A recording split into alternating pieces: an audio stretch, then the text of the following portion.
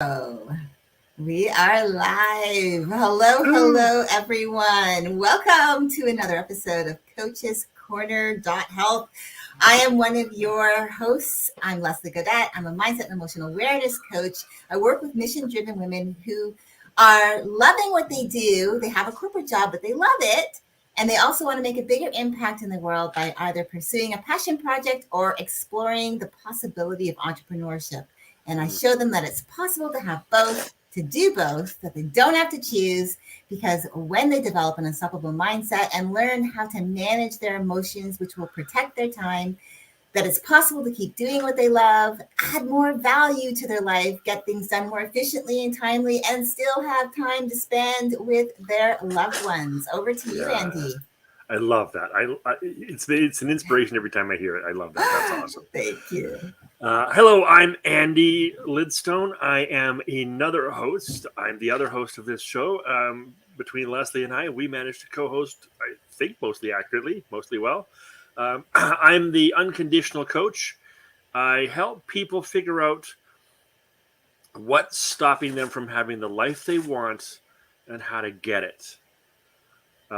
That's something that I really do, mostly through boundaries. I do help people Mhm. learn about boundaries and learn what the difference between boundaries and barriers are. People usually use boundaries to set up barriers and they don't understand how to connect with boundaries. So that's what I do.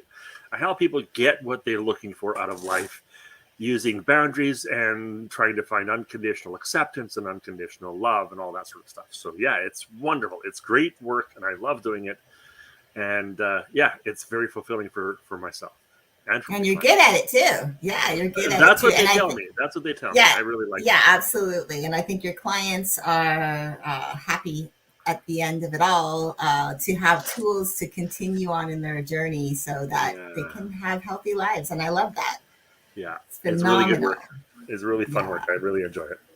absolutely. So today's topic: finding Yeah. common ground. Yes. Mm, So the reason why we decided to do this topic today was we've kind of been moving through our topics week to week with some common thread, and it's how we interact with each other, whether it's personal relationships, mostly personal romantic relationships, but it could also be work colleagues, it could be just friends or your yes. peers, whatever that looks like. But I think finding common ground is a huge thing. Last week we talked about trust and vulnerability, Yeah. and I believe that this really plays off of that, because the vulnerable part of life comes first before you trust, before you get that, feel that trust in sharing, because you have to get to know somebody. And to Right. get to know someone, you have to open up. And opening up means being vulnerable. So, how do Yeah. you find that common ground between, what you share, how you share, and feeling comfortable to, have ideas or this, similar thought processes that will support both parties as a whole? Because I think that's the thing, is finding common ground really truly means it's not drawing the line in the sand. Like, you talk a lot about, the boundaries and the barriers, but the barrier, drawing the line in the sand, do not pass go, do not collect $100, when you get that on the Monopoly board, is really, that is the line in the sand. That's a barrier. So, how do we find that common ground to create this relationship of being able to trust that Hmm. our decision is the right one to make? Because I Right. think we have to know that. And we might not really understand it fully until it plays out a little. So, what are your thoughts on Right. that, Andy? Right.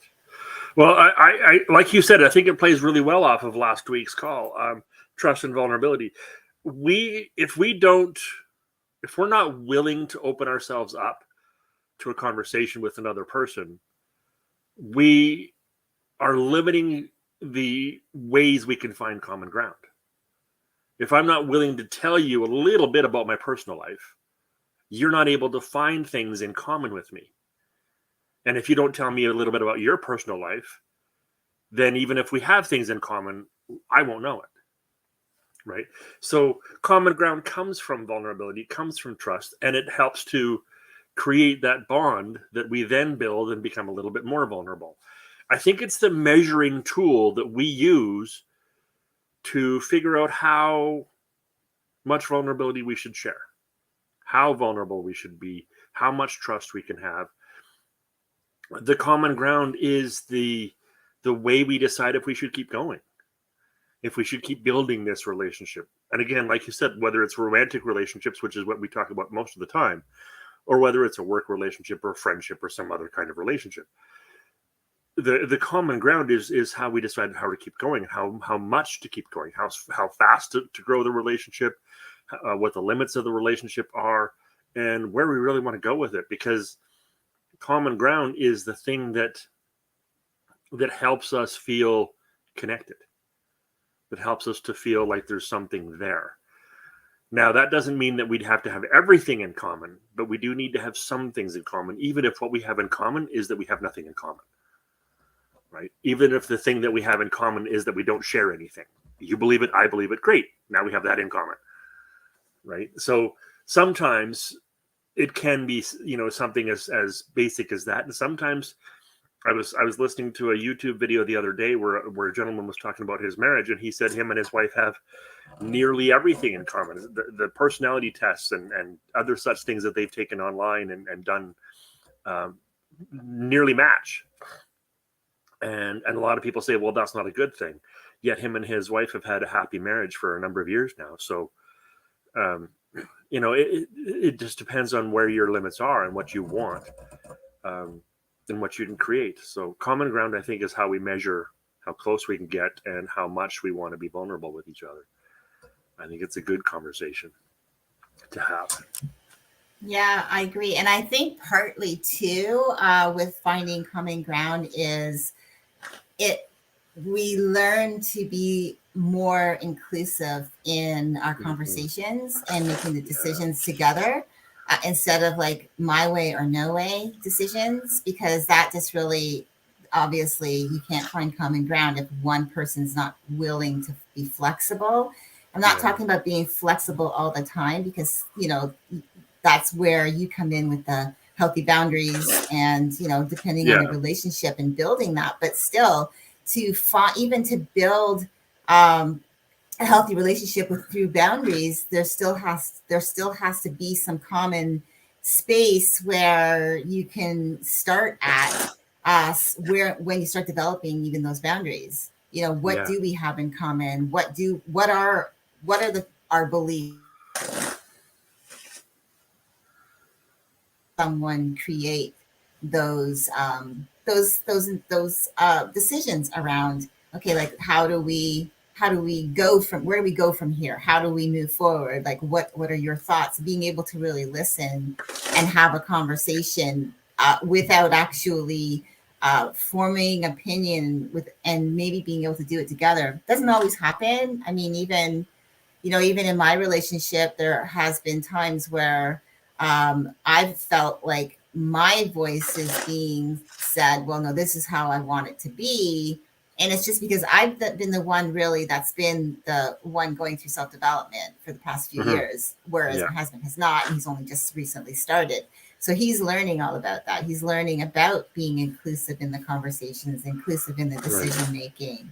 And so we're finding the commonality of how we think, finding the commonality of how we make decisions, and then coming to that place and figuring it out. And do we always get it right? No, because that's just how relationships are. You're going into a relationship with your own preconceived ideas and your own belief systems and your own feelings and all of that stuff. And when you especially when you get into a romantic relationship, it makes it even doubly hard, because you've been doing something your whole life, and then all of a sudden you meet this person, and now you got to start over. You're starting over as a duo, and you've been doing something singular for so long. So I truly believe when we talk about how it affects relationships, it's really important that we do understand that decisions we make impact someone else. if we're Yeah. in a relationship. And it can be even a friendship. Decisions you make around your friendship, decisions you make around your family members, decisions you make, especially in those romantic relationships, is important to understand that it has to be inclusive. I think there's no other way that I think when it comes especially to the dynamics of a relationship, that there really is no other way but to be inclusive in your decision making around specific things that the both of you are benefiting from. Yeah, I agree. And while you don't have to share every decision, the level of your relationship will be dependent on how many decisions you share, what kind of decisions you share, right? An acquaintanceship, a shallow friendship, you might only share, when you go to the movies or where you go to drink and that sort of stuff. And as far as who you date and who your family is and where you work, that isn't really common because that isn't, the level of the friendship. But the closer you get and the more deeper your friendship gets, or the closer you get in your romantic relationship, the deeper we get into these relationships and the closer we get with people, the more of those decisions we share, and the more specific about which decisions we want to share we become. And the more specific about the decisions that we don't need to share. Right. So there are some decisions, even after 26 years of marriage, there are some decisions you and him don't share. Right. But the vast majority of them you do, because that's just the nature of the two of you being so close. And the ones that you don't share are ones that aren't important to one or the other of you. Right. Like if he's going for a walk, exactly where he goes for a walk, you don't need to be involved in that decision because it's not important. Right. So those kinds of things. It's not good that it's going to affect you in any kind of a positive or negative way, and therefore you don't need to be involved in the decision. Or same with some of the things that you're doing, with your business. For the things that for the things that do directly affect him, he's involved in the decision. For the things that don't, he doesn't need to be, right? So, so the level of our relationship is also an indicator of what we find common ground with. It helps us determine how close we are. It helps us determine how much vulnerability we want. It helps us determine the speed of development of that relationship. Some people say, I'm going too fast, or we're going too fast. That's because one of you is trying to be vulnerable faster than the other one. One of you is trying to share your life faster than the other one. One of you doesn't feel comfortable sharing their life as much as the other person does. So that's where there's a difference in the speed of the relationship. If you are dating somebody who says we're going too fast, then don't share so much. Let them share what they want to share first, and you share what's in relation to that. Let them connect to you so that you can really pay attention to what it is they do want to share with you, what it is they do want to be vulnerable about, because you might be pulling vulnerabilities out of them they're not ready to share yet. Right? So this is all where common ground comes from. We are trying to build relationships together, whatever those styles of relationships are. We're trying to build those relationships together so that vulnerability, that connection, that style of relationship, that speed of growing closer together, the level at which we want to stop building, all of those things are dependent on what kind of common ground you find and what kind of common ground you're searching for. Right. And another thing I wanted to go back to a minute ago, you said, we can either, something effective, I can't remember what it said now. I might have to think about it a minute. Either way, the things that we don't share separate us, and the things that we do share bring us together. It doesn't have to be, we don't have to share everything, but it also doesn't have to be my way or the highway. But a third aspect to that, and this is something you and I tried even recently, is it doesn't have to be your way then my way. That isn't necessarily a collaboration either. And you and I we decided that for this YouTube channel, we decided we're going to do your topics, then we're going to do my topics. And recently we decided we didn't really think that was very useful, because we wanted to do topics together. We want to talk about things together. Not that we couldn't talk about your topics and we couldn't talk about my topics. I think we did great jobs with those. Just it didn't feel collaborative. Like it didn't feel like we were doing this together. right? So that's also another way that finding common ground is, it's a way to decide what kind of relationship you want to have, what kind of friendship or business partnership or intimate relationship you want to have, right? And like we said before on this channel, we only talk about this stuff, we only do this stuff because we actually do it in our real lives. Like we do it in our partnership with each other, we do it in our partnerships with our significant others, we do it in our, all of our other relationships. This is how we show up. So because of the experiences that we've had in personal development, self-development, relationship development, we want to share these experiences with you guys and help you to understand, some of the wisdoms that we've discovered. And this common ground, this idea of finding common ground and figuring out where that exists and figuring out what it means and how to use it and what its purpose is. That's one of the subjects that we've recently discovered that, actually, that's important. We want to talk about that in relationships. So that's my thoughts on it. Yeah, absolutely. And just thinking when I was just looking back at the last few weeks of us having our conversations, we one of the areas that we talked about was relationships where someone may have gone through a change in their life, meaning as an example, both you and I decided in our lives we were going to go through personal development and how that affects somebody else. Yes. And so the conversation we had was, would you continue your relationship if they didn't change? And I thought that was a very powerful discussion, but this kind of lends to it a little bit, because now we're talking about somebody not being a part of the decision to self-development. So Yes. your self-development was your decision. And now we have to think about what do you do to find this common ground when you no longer are the same person that you started out as in the relationship.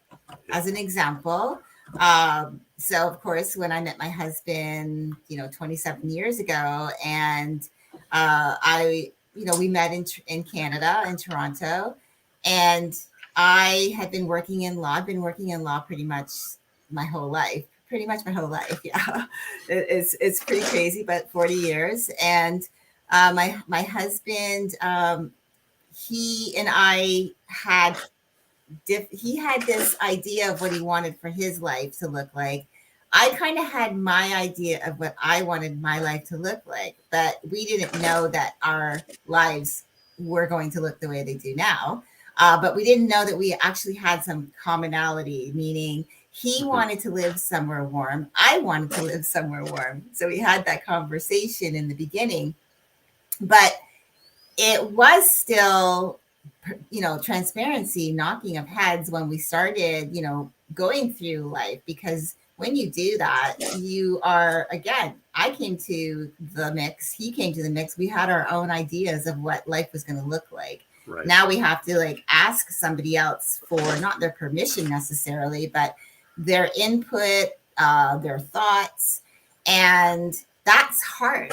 So I think it comes naturally to specific things in your life, but it's all based off of your decision. I don't think it comes naturally when it comes to, this is my own opinion, naturally when it comes to romantic relationships, because you are now sharing a life. It's not like a friendship where, you see each other now and then, but you see each other every day, and you're trying to figure out life. So for us, it was an interesting path, because for the first 20 years of our marriage, I was this one person that he had been used to. But part of that was I turned into this very miserable, very unhappy person. I was not happy with my life.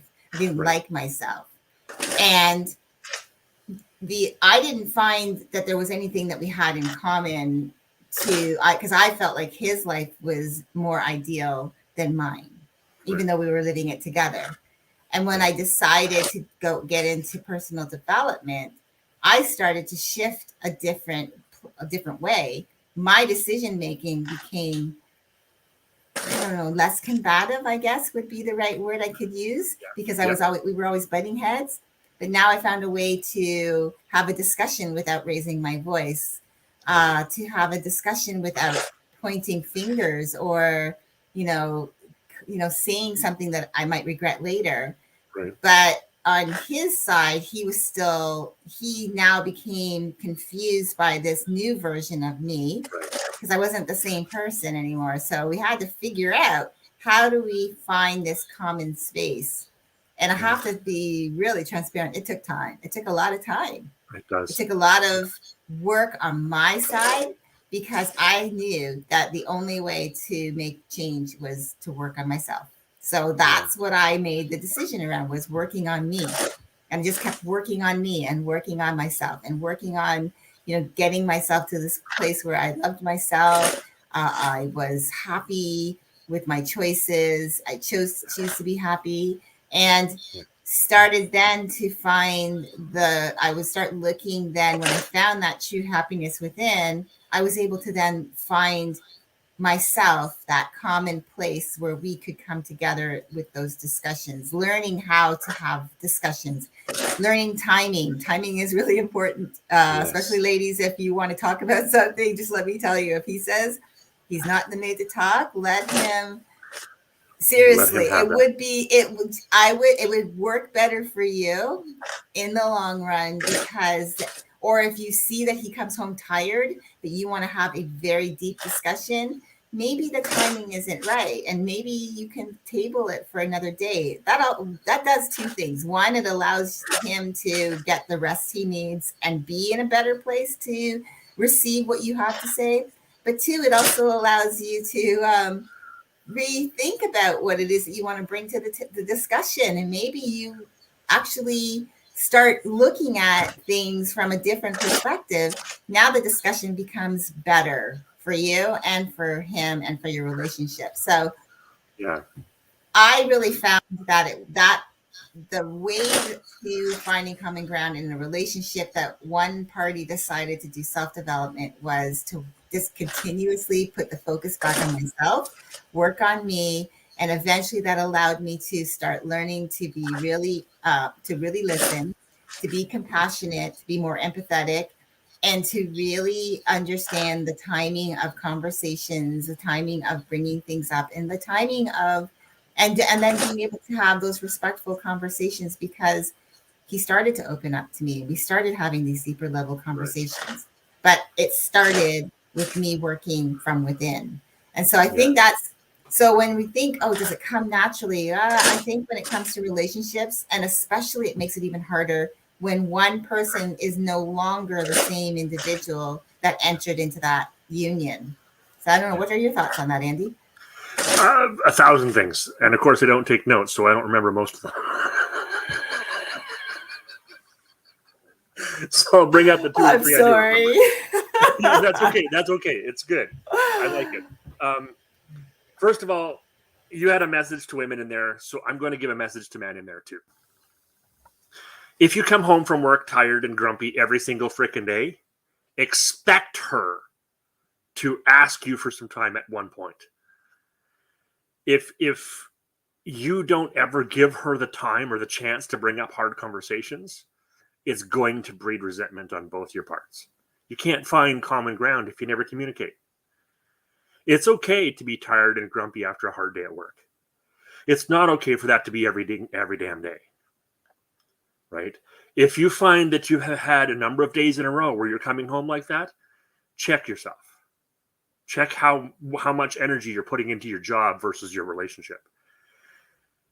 Pay attention to your wife and your children. Now, this isn't something I have to tell as many men these days as I used to have to, but it is still something that many men need to hear. If she's asking you for time to have conversations and you keep saying I'm too tired, or I'm too grumpy, or I'm not right now, or this and that, if you say not right now or some version of that, say 4 or 5 times in a row, that's when you got to sit, when it's now your turn to go to her and say, I'm ready. It is an expectation. This is a barrier I'm putting down. If you want to have a relationship with your wife, this is something you need to do. Now, if you don't want to have a relationship with your wife, stop torturing her and let her get out of it. Right? Really. Like if you're not there, if you're just there to have her serve you, then go hire somebody. I mean, be respectful. And quite honestly, most of us guys want to be in a relationship with our wives. We've just gotten so tired and so used to being tired that we don't know how to. This is why she got into personal development, because she was feeling like that too. So check yourself. Figure out what it is that's causing your problems and solve them. Solve them with your buddies. Solve them with a coach. Solve them with a therapist. Solve them. And learn how to find that common ground with your spouse. I promise you, you will become a better man for it, and you will love her more for it, as well as yourself. There's nothing but good things. Whatever you're looking for in your relationship, you'll get more of it if you simply pay attention to her the way she wants you to. So that's my message for Matt. And as far as creating common ground, when someone changes in a relationship, we don't generally think to ask for permission for that. We don't generally think, wait a minute, I'm kind of a shitty person right now. I want to change. So I'm going to ask my spouse for permission to change, as if they're ever going to say no to that. But we don't think to ask them. We think what I'm doing is better. It will make me better. I will become a better person, a better husband, a better wife, whatever that happens to be. I'll become better. Therefore, they can't help but want that. But do they? Do they really? Does the person you become, is that somebody they want? Do they know? Do you know who you're going to become? Right? When we get into personal development, we usually have a goal in mind. I want more peace. I want more this. I want more that. But that isn't necessarily all that happens. A bunch of things happen, and most of it's unpredictable. Therefore, you can't say to your spouse, well, I'm going to become this. Do you want that? So you can't even ask them, because you don't even know what it is you're going to ask them for. So when we get into personal development, because our partner doesn't have a choice, and we wouldn't know how to ask them even if we wanted to give them a choice, we have two options. And I say that because I see this playing out the other way a lot.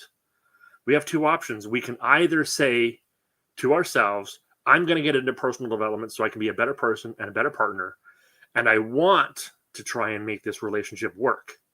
I'm going to do everything I can to make this relationship work. Or you can say, I need to be a better person so that I can figure out if this relationship is going to work for me. I see that happening most of the time. Most people who get into personal development end up saying to their partner, I need you to change, or I got to leave. I can't be here. And I can't be here anymore. I've changed, and I need you to change also. What I saw you doing, and what you've talked about doing, is you didn't come into your relationship or come into personal development with that mindset. You came into personal development wanting to make yourself better, and then choosing to make your marriage better also. This is how we find happiness. This is how we find common ground. This is how we build better relationships.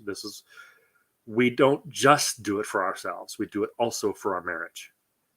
Not necessarily for our partner, but for our marriage, for our relationship. We want to improve the partnership, not necessarily the partner. I don't need them to change, or maybe I do.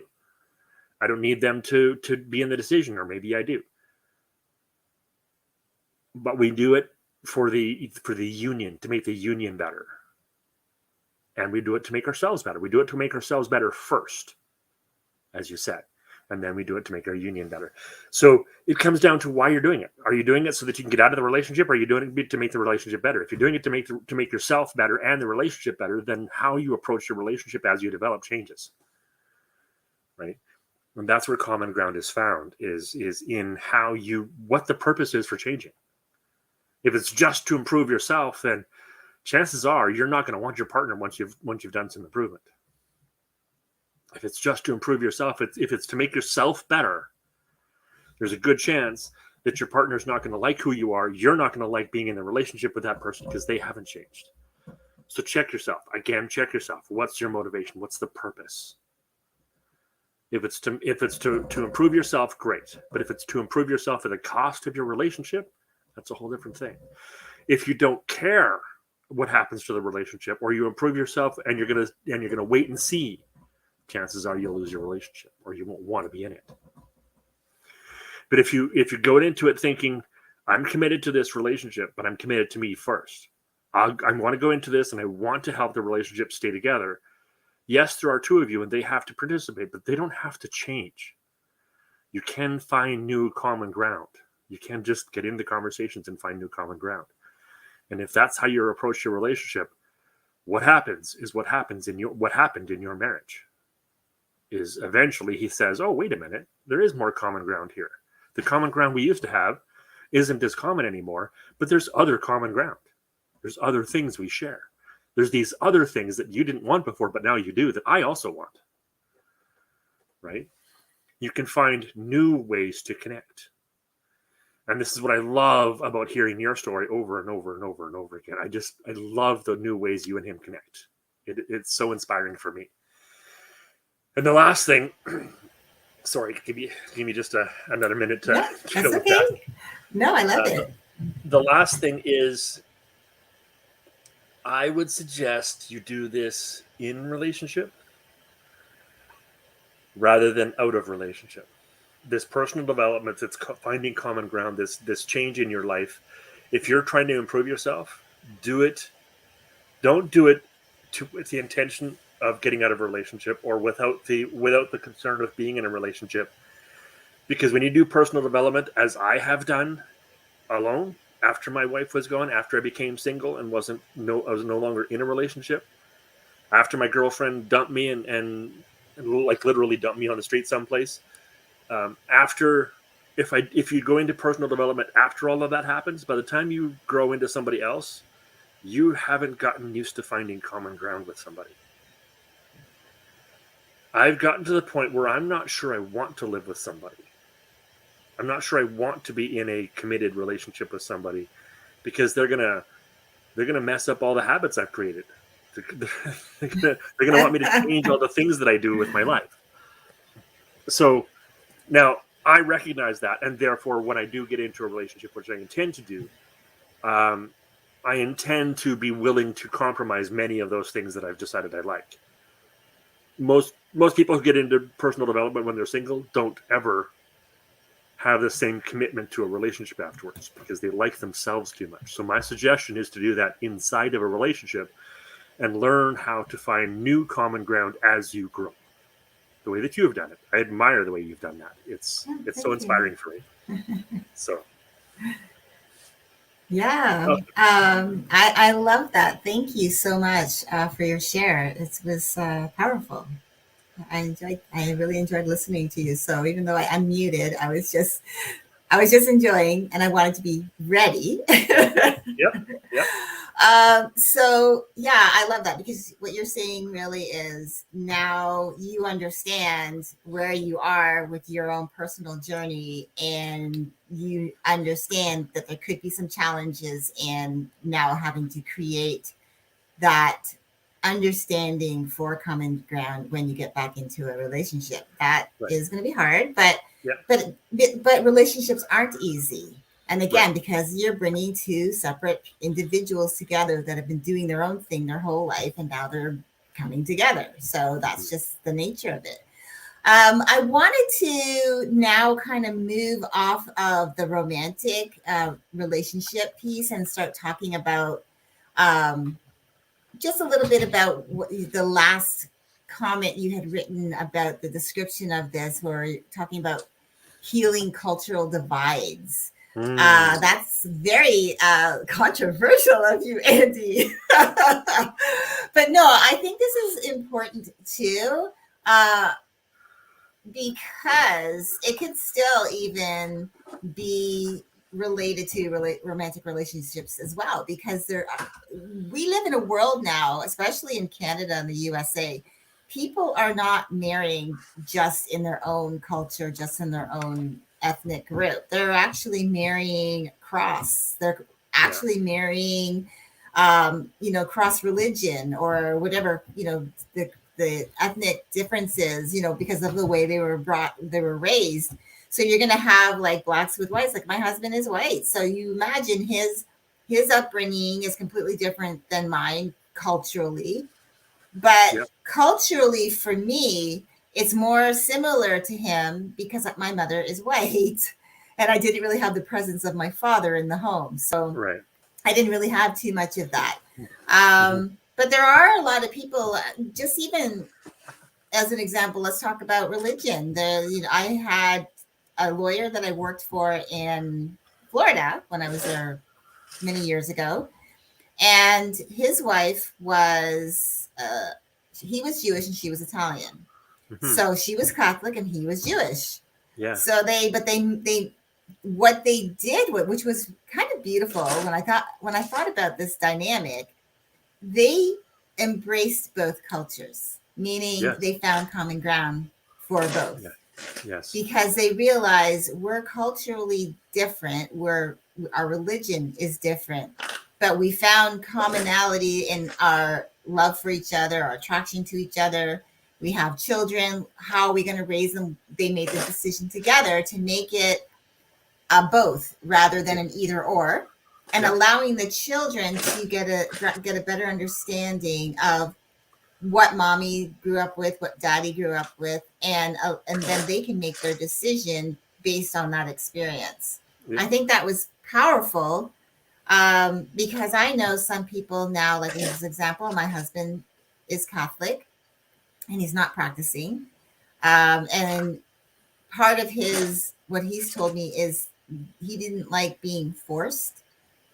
He didn't like the experience of going to church, with the way the services are run. He didn't like the whole having to confess his sins.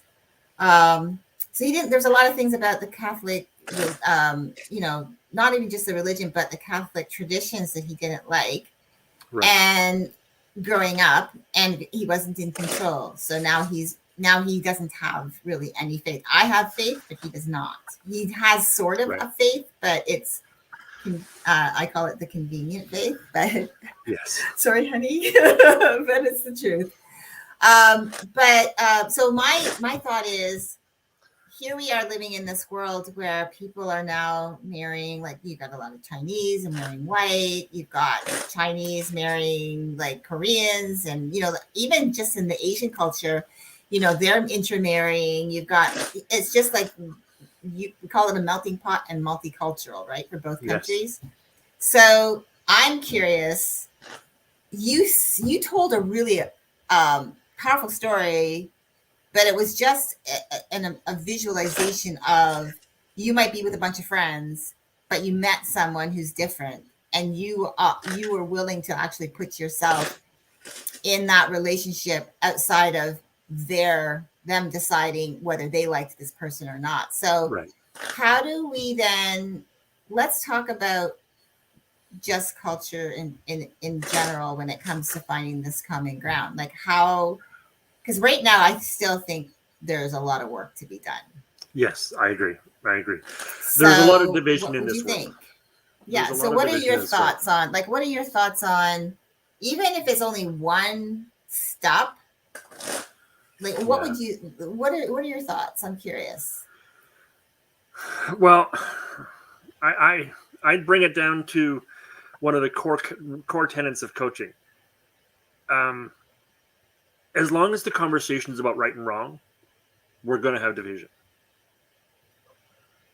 When we switch the conversation to what creates happiness in my life, we can heal that division.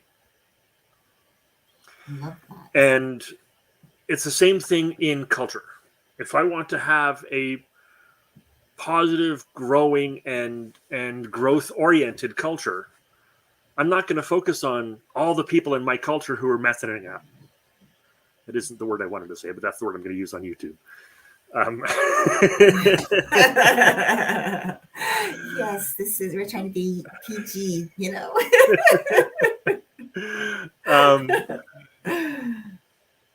So we're not going to focus on all the things that are messing up the culture if we're trying to have a positive and growth-oriented culture. Instead, we're how we build a positive and growth-oriented culture is by focusing on what adds to that culture. And America identifies themselves as a melting pot. Canada identifies themselves as multicultural. And there's slight differences, but they're very, very similar. Mm-hmm. Essentially, both countries invite people from all over the world, from all cultural backgrounds, to come and share in their world.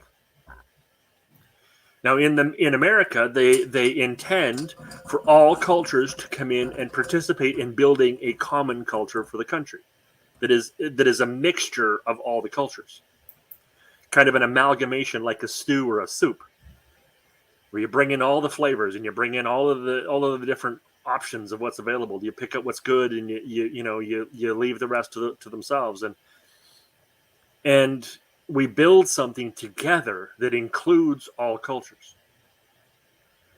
In Canada, we're multicultural in that we don't expect everybody to come in as a soup. Instead, we're building more of a smorgasbord where everything is separate but welcome in the same place.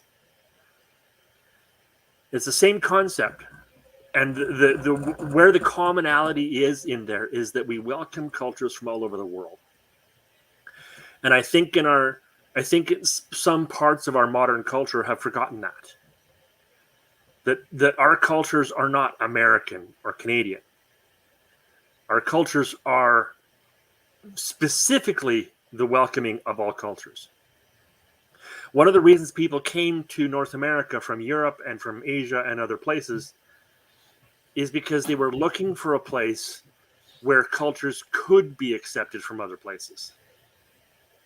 Somebody lives in China and they want to marry somebody from Japan. They're not going to be able to live in China or Japan, but they might be able to do that in North America. Somebody lives in Russia and they want to marry somebody from Korea. They're probably not going to be able to live in Russia or Korea, but they probably could come to North America because North America is known for the acceptance of cultures, at least until recently. Because that is kind of what the New World was created for, was a mixture of all the people.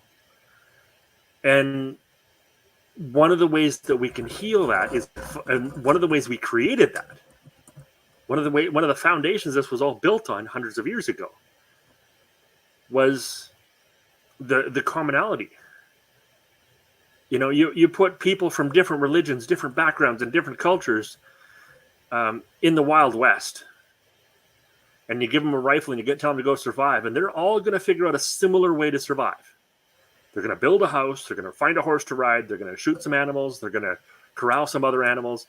They're going to build a living. They're going to create a farm, maybe build a community. One of them will build a pub someplace. Another one will build a casino someplace. And they're all just going to live together and eventually learn to speak the same redneck languages. That's what we did. Our language came from an amalgamation of all those cultures, right? That's what American language is about. That's what North American language is about.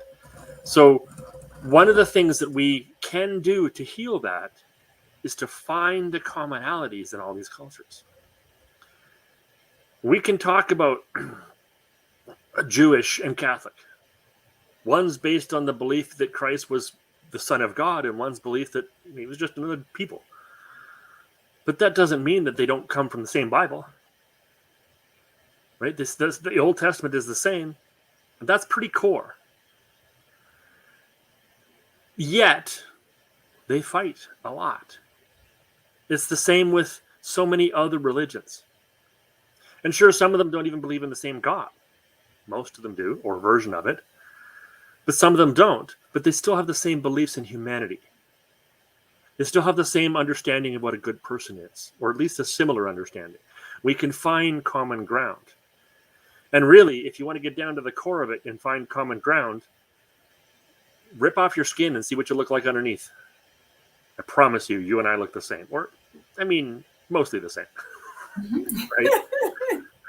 Yeah. We're similar. We're people. Right? If you want to heal cultures, if you want cultures to to grow and change and evolve and become better and improve and be happier, that doesn't happen by excluding all of the bad people. That happens by including everybody you possibly can and learning what you can from them. Right? And I'm not just talking cultures, I'm talking all reasons for bad people. If you, whatever definition of a bad person you have, if you can learn something from that person, you can make your culture better. Whatever definition of a bad culture you have, if you can learn something positive from that culture, you can have a better culture. Mm-hmm. This is the concepts that North America was based on. Canada and the US were both based on that. We weren't built from one culture. We were built from many cultures, and we accepted many others. And we have a history of fighting through that, but we have built. That's what our cultures are based on. So, if we want to heal them, find the common ground. Figure out what it is about the person you're arguing with, fighting with, or hating. Figuring out what it is about them that makes them the same as you. That you can share with them. Mm-hmm. Right? I promise you, a British and a Muslim can sit down together and talk about their wives, whether it's multiple wives or a single wife. And those two guys can talk about their wives and have similar complaints. I promise you. Absolutely. Right? It's so true. And I love how you just, took us through that, because it's so important for people to realize we're just flesh and blood, each and every one of us. Just flesh and blood. And we're no different from each other, except that my pigment is different than yours. That's it. We all have emotions. We all have the same needs for ourselves. We need to eat. We need to rest. We need to drink water. There's like the same. There's needs and wants that are similar. Those are all similarities that we share, and yet people start to go and pick apart. Okay, yeah, you need to eat, but then look at what you eat, and right. As if to make that something wrong. And I think right. It's like, if we can just look at it like, oh, so that's what you have. So tell me about that. Learning about each other, and maybe finding the common piece to that is, oh, you like to flavor this way. Could be like a common thing that you have. You may not like what they make, but you may find, oh, this is how you cook. You have a family. Maybe the thing is like every Sunday, the family gathers. That's common. In my family, every Sunday, the family gathers. Oh, okay. So we have that in common. So we're not really different. We're just different in some of the things that we grew up with, some of our beliefs, right. Some of our traditions. But like you were saying, North America in the beginning, aside from everything else that went on with like the Native Americans, when they started welcoming people from other places in the world, it was about building new. It was about adding value, adding different, adding more, like cooking a stew and putting a little bit of this in there and putting a little that in there, and stirring it and getting like, oh, this is okay. Let's try this. It needs more salt, or you know what I mean? And yeah. I think when you look at that, and if you even like talk to some of these, well, I'm sure there's probably YouTube videos of people who talked about their experience of coming from the old country and what they came to and their belief system about coming here. This was a place where they could feel that they were going to matter, that their beliefs were going to matter, that their lives were going to matter. They were going to make a difference. They were going to actually have a beautiful life.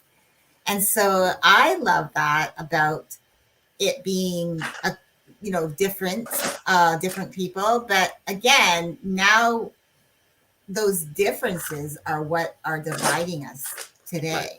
Right. So, and those differences were bringing people together at one point. So and again, like I know you were saying, look at the person, get to know them a little bit. If this isn't, again, you don't have things in common, there's got to be something about their lifestyle that might appeal to you that could be similar to what you already do. Finding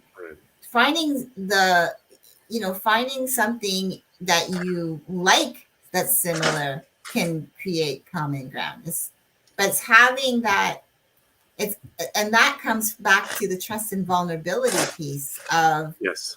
learning to be vulnerable with people who have different views on life or different traditions, and opening yourself up to them, allowing them to feel comfortable that you are sharing with them, gives them courage to share with you. You learn something, and you can walk away a better version of yourself than you did before you walked into that relationship. I guarantee it. Yes.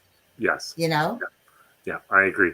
I agree. It's how we heal. It's how we heal the cultural divides. It's how we heal the division, especially in the last 5 years or so. There's been a lot of division, Mm-hmm. and COVID made all that worse. And we're just coming out of this, and most of the world, as I see it, is trying to heal.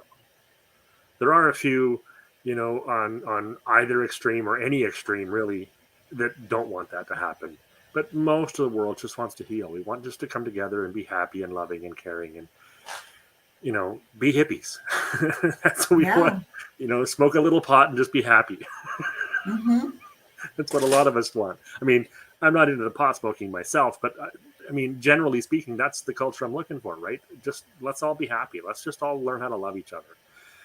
And now that our world is much more global, and especially because of the pandemic, far more globally connected, let's share that. Let's use that to make our world a better place instead of picking out more dangers. Because I promise you, all you have to do is look around the block and you can find all the danger you need. Yeah. I mean, just even with that, with the pandemic, being globally connected, that's a commonality we all share. But one of the things we all share is we have loved ones that we care about that we don't want them to get sick. So family, that is a common factor in everybody's. People talk about family. Everybody has a family. Everybody has a family. These are things that are common, and how we feel about our families, for the most part, we have that in common. We care about them. We love them. We want their we care about their well-being. But yeah, I think it's just, I think this part of the conversation has really been, a really good part of this, finding common ground conversation. I know we talk a lot about relationships, romantic, but I think this piece to this conversation is really even that more important, because it does affect even the romantic relationships, especially if you are in a multicultural society, or a melting pot society, and or just a multicultural relationship. Yeah, and you just decide that that's, you look for the person that, or you lead with your heart. And of course, we're all attracted. Visually, we're attracted, but for the most part, what gets you to say yes is the emotional connection. It's not the physical. It's not the attraction. The first the sight. I don't know if I could say there's such a thing as love at first sight, but I do know that it still comes down to the deeper connection emotionally that makes you say, yes, this is my person, and that's the person I want to spend my life with.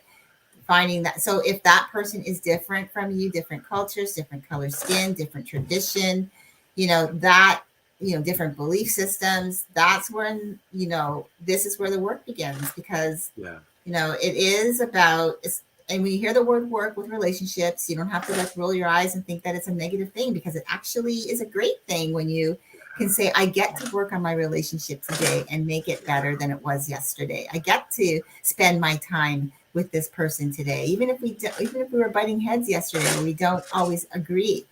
This is a beautiful thing, and so somebody I get to wake up and have breakfast with, somebody I get to wake up next to, somebody I get to go to bed with, somebody I get to go to bed snuggling with, somebody I get to spend my day with, somebody I get to spend my off time with, somebody I get to go on vacation with, somebody I get to share my joys and share my pain.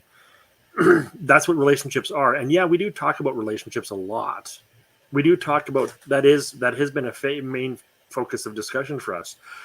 But if you remember back early on in the days of our YouTube channel, we also just talked about cultural division a lot, cultural differences and cultural expectations, and we that is, I think, probably our second most passionate conversation is culture, right?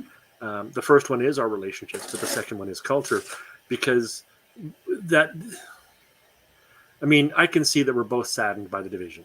Like, it hurts. We want to connect that, and part of the reason we connected, you and I, is because we were trying to connect that.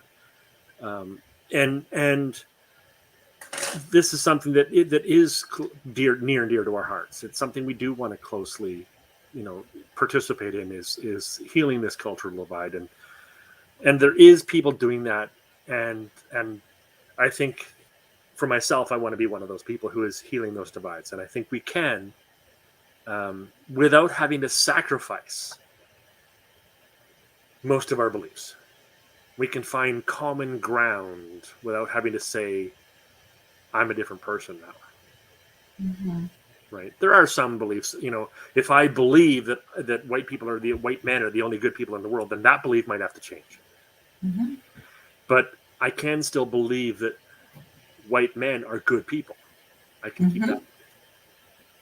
I can still believe that, that I'm a good person, and that the faith that I've chosen is the best faith for me. I don't have to believe it's the best faith for everybody. Right? So we can keep most of our beliefs. We don't have to sacrifice everything. We just might have to sacrifice the exclusivist stuff. Right? We can do that, and this is what healing looks like. You and I have done a lot of healing over the last few years, both individually and together as a partnership. And this is what healing looks like. We can tell you because we've done the healing. We've healed a lot of hurt, both in ourselves and in our clients.